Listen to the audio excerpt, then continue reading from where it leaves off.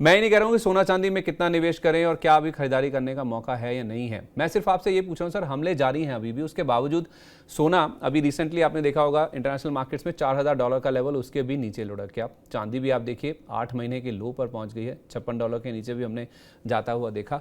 तो इस हिसाब से ये जो पूरा प्ले हो रहा है कि जंग चल रही है और हमले हो रहे हैं, जियोपॉलिटिकल टेंशन है, उसके बावजूद ये जो रुझान है सोने चांदी में, क्या एक समय समझ आता था कि जब ये हाई लेवल्स पे थे तो मुनाफा वसूली इसलिए हो रही क्योंकि यही एक एसेट क्लास थी जहां पे पैसा बन रहा था, तो इसलिए मुनाफा वसूली जरूरी थी, लिक्विडिटी वहां से निकलती हुई नजर आ रही थी। लेकिन अब जो गिरावट हो रही है उसके क्या मायने हैं?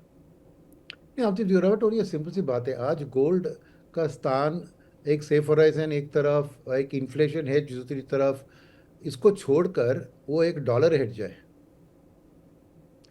यानी जब डॉलर बढ़ती है तो गोल्ड गिरती है, तो कि ये ऑल्टरनेटिव एसेट क्लास बन चुकी है, क्योंकि सॉवरेन वेल्थ फंड और देश के जो पैसे होते हैं, जो सेंट्रल बैंकर्स मैनेज करते हैं, वो धीरे धीरे गोल्ड का स्टॉक बिल्डअप कर रहे हैं। और ये प्राइस से रिलेटेड ही नहीं है, उनको गोल्ड का परसेंटेज बढ़ाना है as a hedge against the dollar. तो अब ये क्योंकि डॉलर बढ़ रही है, स्ट्रांग है, डॉलर इंडेक्स अभी भी 101 के आसपास है, यूएस के इंटरेस्ट रेट्स भी 4.58 4.6 के आसपास है, तो इसलिए डॉलर के ऊपर प्रेशर है, बिकॉज एक interest income yielding strengthening asset है डॉलर, और फेड की हॉकिश स्टांसेस भी उसे एड कर रही है।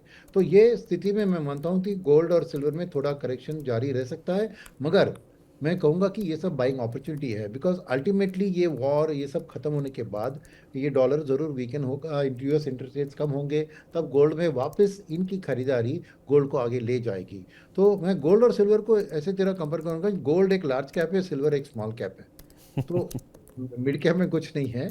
तो गोल्ड का है लार्ज कैप, यानी मैक्रो इवेंट्स के ऊपर उसका एक स्टेबिलिटी होगा, ज़्यादा गिरावट नहीं होगा, मगर एक स्टेडी राइज होगा जब सिचुएशन बदलती है। मगर सिल्वर एक इंडस्ट्रियल डिमांड भी आके घुस गया उधर, उसकी वॉलिटिलिटी भी ज़्यादा है, तो उधर मैं सावधान रहने की सलाह दूंगा। सिल्वर खरीदना है तो बहुत स्टैगर्ड तरीके से आप उसको बाय ऑन डिप्स की तरह रखिए, मगर डेफिनेटली प्रेशियस मेटल का पोर्टफोलियो रहना चाहिए, 15 से 20% आपके पोर्टफोलियो में, जिसमें 2:1 मैं कहूँगा गोल्ड इज टू सिल्वर।